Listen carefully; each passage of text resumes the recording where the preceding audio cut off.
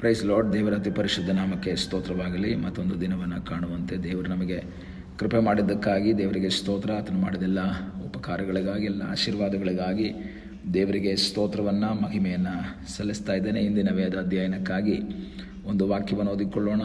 ಕೀರ್ತನೆಗಳು 31 ಅದರ 24ನೇ ವಾಕ್ಯ. ಯೆಹೋವನನ್ನು ನಿರೀಕ್ಷಿಸುವವರೇ ದೃಢವಾಗಿರ್ರಿ, ನಿಮ್ಮ ಹೃದಯವು ಧೈರ್ಯದಿಂದಿರಲಿ. ದೇವರ ವಾಕ್ಯದಲ್ಲಿ ನಾವು ಗಮನಿಸುವಾಗ ದಾವೀದನು ಕಷ್ಟದಲ್ಲಿರುವಂತಹ ಒಂದು ಅನುಭವದಲ್ಲಿ ಬರಿತಾ ಇರುವಂಥ ಒಂದು ಕೀರ್ತನೆ. ಅದರ ಹೆಡ್ಡಿಂಗಲ್ಲಿ ಓದ್ತೇವೆ, ಕಷ್ಟದಲ್ಲಿರುವವರು ವಿಶ್ವಾಸದಿಂದ ಪ್ರಾರ್ಥಿಸುವುದು. ಕಷ್ಟದಲ್ಲಿರುವಂಥ ವ್ಯಕ್ತಿ ನಂಬಿಕೆಯಿಂದ ಪ್ರಾರ್ಥಿಸೋದು. ಪ್ರಾರ್ಥನೆಗಾಗಿ ನಾವು ದೇವರ ಸಲ್ಲಿ ಬರುವಾಗ ನಮಗೆ ಮೊದಲು ನಾವು ಯಾರ ಬಳಿಯಲ್ಲಿ ಪ್ರಾರ್ಥನೆ ಮಾಡ್ತಾ ಇದ್ದೀವಿ, ಈ ಪ್ರಾರ್ಥನೆ ಮಾಡಿದ್ರೆ ಏನು ಪರಿಹಾರ ಆಗುತ್ತೆ ಎಂಬ ಒಂದು ನಂಬಿಕೆ ನಮ್ಮಲ್ಲಿರಬೇಕು. ನಾವು ಯಾರಾದರೂ ಒಬ್ಬರ ಹತ್ರ ಏನಾದರೂ ಬೇಡ್ಕೊಳ್ಳೋಕೆ ಹೋಗಬೇಕಾದ್ರೆ ಅವ್ರು ಕೊಡ್ತಾರೋ ಇಲ್ವೋ ಎಂಬ ಸಂಶಯದಿಂದ ಅಲ್ಲ, ನಂಬಿಕೆಯಿಂದ ಹೋಗಬೇಕು. ಸಿಗುತ್ತೋ ಸಿಗಲ್ವೋ ಅದು ಸೆಕೆಂಡರಿ, ಆದರೆ ನಾವು ಅವರ ಬಳಿಗೆ ಹೋಗಬೇಕಾದ್ರೆ ನಂಬಿಕೆಯಿಂದ ಹೋಗಬೇಕು. ಹೆಡ್ಡಿಂಗಲ್ಲಿ ಕೀರ್ತನೆಗಾರನು ಹೇಳ್ತಾನೆ, ಕಷ್ಟದಲ್ಲಿರುವವರು ವಿಶ್ವಾಸದಿಂದ ಪ್ರಾರ್ಥಿಸೋದು, ಒಂದು ನಂಬಿಕೆಯಿಂದ ಪ್ರಾರ್ಥಿಸೋದು. ನಮ್ಮ ಪ್ರಾರ್ಥನೆ ನಂಬಿಕೆಯ ಪ್ರಾರ್ಥನೆ ಆಗಲಿ. ನಮ್ಮ ಪ್ರಾರ್ಥನೆಗೆ ಉತ್ತರ ಸಿಗುತ್ತೋ ಇಲ್ವೋ ಎಂಬ ಅಪನಂಬಿಕೆ ನಮಗೆ ಬೇಡ, ನಿರಾಶೆ ನಮಗೆ ಬೇಡ.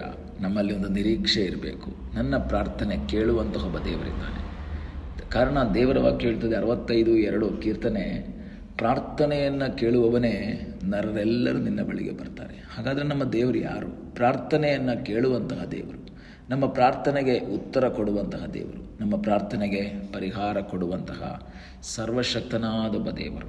ಈ ದಿವಸ ಕರ್ತನ ಸಂಡ ಅಂದರೆ ಹೇಳಬೇಕು, ಕರ್ತನೆ, ನಾನು ನಿನ್ನ ಬಳಿಯಲ್ಲಿ ಬರೋದು ನಂಬಿಕೆಯಿಂದ ಬಂದಿದ್ದೇನೆ ಸ್ವಾಮಿ. ಸಿಗುತ್ತೋ ಇಲ್ವೋ ಅಂತ ನಾನು ಬಂದಿಲ್ಲ, ನಾನು 2 ಮನಸ್ಸಿನಿಂದ ಬಂದಿಲ್ಲ, ಏಕ ಮನಸ್ಸಿನಿಂದ, ಒಂದೇ ಮನಸ್ಸಿನಿಂದ ನನಗೆ ದೇವರು ಅದ್ಭುತ ಮಾಡ್ತಾರೆ ಎಂಬ ನಂಬಿಕೆಯಿಂದ ನಾನು ಬಂದಿದ್ದೇನೆ. ನಂಬಿಕೆಯಿಂದ ದೇವರ ಸನ್ನಿಧಿಯಲ್ಲಿ ಬರಬೇಕು. ಇಲ್ಲಿ ಅದರ ವಾಕ್ಯಗಳನ್ನೆಲ್ಲ ಹೇಳಿದ ನಂತರ ಕೊನೆಗೆ ಬರುವಾಗ ಅದರ 6ನೇ ವಾಕ್ಯದಲ್ಲಿ ಓದುವಾಗ, ಸುಳ್ಳು ವಿಗ್ರಹಗಳನ್ನ ಅವಲಂಬಿಸಿದವರನ್ನು ನಾನು ದ್ವೇಷಿಸುತ್ತೇನೆ, ನಾನಾದರೂ ಯೆಹೋವನಲ್ಲಿ ಭರವಸೆ ಬಿಟ್ಟಿದ್ದೇನೆ.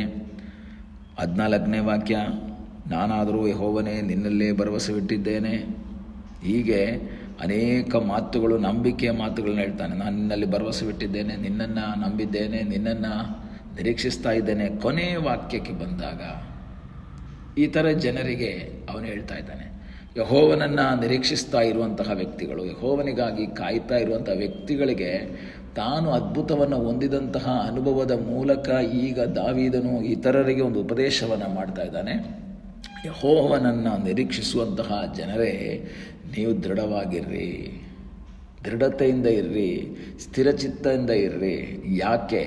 ನಾನು ದೇವರನ್ನು ನಂಬದೆ, ನಾನು ದೇವರಲ್ಲಿ ಭರವಸೆ ಬಿಟ್ಟೆ, ನಾನು ದೇವರನ್ನು ನಿರೀಕ್ಷಿಸಿದೆ.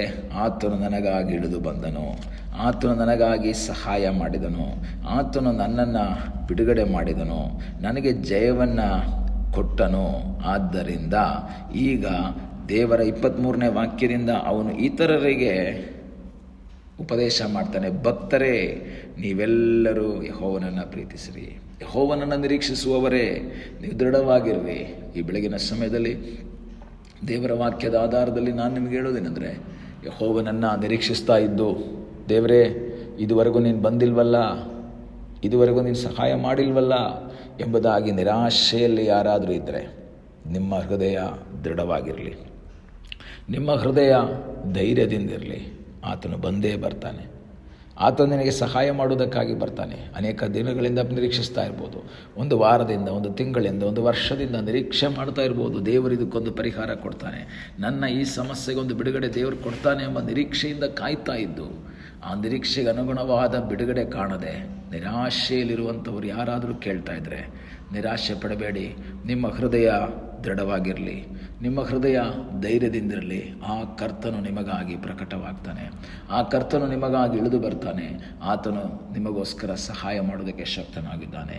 ನಿರೀಕ್ಷೆಯನ್ನು ಕಳೆದುಕೊಡಬೇಡಿ. ಕಾರಣ 14ನೇ ವಾಕ್ಯದಲ್ಲಿ ನೋಡ್ತೀವಿ, ನಾನಾದರೂ ಯೆಹೋವನೇ ನಿನ್ನಲ್ಲೇ ಭರವಸೆ ಬಿಟ್ಟಿದ್ದೇನೆ. ನೀನಲ್ಲದೆ ನನಗೆ ಭರವಸೆ ಇಲ್ಲ, ನೀನಲ್ಲದೆ ನನಗೆ ಸಹಾಯ ಇಲ್ಲ, ನೀನಲ್ಲದೆ ನಾನು ಯಾರಲ್ಲೂ ಆಶ್ರಯಿಸುವುದೂ ಇಲ್ಲ. ನಮ್ಮ ನಿರೀಕ್ಷೆ ಆತನು ಮಾತ್ರ. ನಿರಾಶೆಯನ್ನು ನಿರೀಕ್ಷೆಯಾಗಿ ಮಾರ್ಪಡಿಸಿ ನಮ್ಮನ್ನು ಆಶೀರ್ವಿಸುವುದಕ್ಕೆ ಶಕ್ತನಾದ ಒಬ್ಬ ದೇವರಿದ್ದಾನೆ. ಈ ದಿವಸ ನಿರಾಶೆಯಲ್ಲಿ ಮುಳುಗಿರುವಂತಹ ದೇವರ ಮಗುವೆ, ನಿರಾಶೆಯನ್ನು ತೆಗೆದುಹಾಕಿ ನಿರೀಕ್ಷೆಯಿಂದ ಕಾಯ್ತಾ ಇರು. ನಿನಗಾಗಿ ಇಳಿದು ಬರುವಂಥ ಒಬ್ಬ ದೇವರಿದ್ದಾನೆ. ನಿನ್ನ ಕುಟುಂಬದಲ್ಲಿ, ನಿನ್ನ ಕೆಲಸದಲ್ಲಿ, ನಿನ್ನ ಮಕ್ಕಳ ಜೀವಿತದಲ್ಲಿ ಇಳಿದು ಬರುವಂಥ ಒಬ್ಬ ಸರ್ವಶಕ್ತನಾದ ಒಬ್ಬ ದೇವರಿದ್ದಾನೆ. ಆ ದೇವರಲ್ಲಿ ನೀನು ಆಶ್ರಯಿಸುವುದಾದರೆ ನಿನ್ನ ವೇದನೆಯ ಮಧ್ಯದಲ್ಲಿ ಇಳಿದು ಬಂದು ನಿರೀಕ್ಷೆಗೆ ಅನುಗುಣವಾದಂತಹ ಉತ್ತರವನ್ನು ದಯಪಾಲಿಸುವುದಕ್ಕೆ ಶಕ್ತನಾದ ಒಬ್ಬ ದೇವರಾಗಿದ್ದಾನೆ. ಅನೇಕ ಭಕ್ತರುಗಳು ದೇವರಿಗಾಗಿ ಕಾಯ್ತಾ ಇದ್ದರು. ದಾವೀದನು ದೇವರಿಗಾಗಿ ನಿರೀಕ್ಷೆಯಿಂದ ಕಾಯ್ತಾ ಇದ್ದ. ಅವನ ಆಶಾಭಂಗವಾಗಲಿಲ್ಲ. ಅವನು ದೇವರು ಮಾಡಿದಂಥ ಅದ್ಭುತವನ್ನು ನೆನೆಸಿ ದೇವರಿಗೆ ಸ್ತೋತ್ರ ಮಾಡುತ್ತಾ ಈ ಥರಗೆ ಹೇಳ್ತಾನೆ, ಭಕ್ತರೇ ನೀವೆಲ್ಲರೂ ಯೆಹೋವನನ್ನು ಪ್ರೀತಿಸಿರಿ, ಯೆಹೋವನನ್ನು ನಿರೀಕ್ಷಿಸುವವರೇ ದೃಢವಾಗಿರ್ರಿ.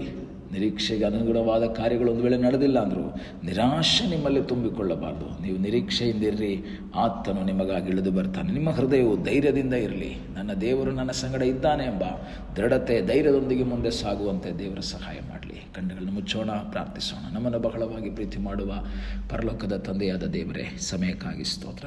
ನಮ್ಮನ್ನೇ ನಿನ್ನ ಪಾದಗಳಿಗೆ ಒಪ್ಪಿಸಿಕೊಡ್ತೇವೆ. ನಿನ್ನ ಕೃಪೆ, ಆಶೀರ್ವಾದ, ಸಾನ್ನಿಧ್ಯ ನಮ್ಮೆಲ್ಲರ ಸಂಗಡ ಇದ್ದದಕ್ಕಾಗಿ ಸ್ತೋತ್ರ. ಅಪ್ಪ, ನಾವು ನಿರೀಕ್ಷೆಯಿಂದ ಕಾಯ್ತಾ ಇದ್ದು ಬಿಡುಗಡೆ ಇಲ್ಲದೆ ನಿರಾಶೆಯಲ್ಲಿರುವಂತಹ ಅನುಭವದಲ್ಲೂ ಸಹ ನಿರೀಕ್ಷೆಯನ್ನು ಬಿಗಿಯಾಗಿ ಹಿಡಿದುಕೊಂಡು ಧೈರ್ಯದಿಂದ, ದೃಢತೆಯಿಂದ ಮುಂದೆ ಸಾಗುವಾಗ ನಮಗಾಗಿ ಇಳಿದು ಬಂದು ಸಹಾಯ ಮಾಡುವ ಸರ್ವಶಕ್ತನಾದ ದೇವರು ನೀನಾಗಿರೋದಕ್ಕಾಗಿ ಸ್ತೋತ್ರ. ನಿರೀಕ್ಷೆಯಲ್ಲಿ ದೃಢವಾಗಿದ್ದುಕೊಂಡು ಮುಂದೆ ಸಾಗುವಂತೆ ಸಹಾಯ ಮಾಡು. ಪ್ರಾರ್ಥನೆಯನ್ನು ಕೇಳೋದಕ್ಕಾಗಿ ಸ್ತೋತ್ರ. ಯೇಸುವಿನ ನಾಮದಲ್ಲಿ ತಂದೆಯೇ, ಆಮೇನ್. God bless you.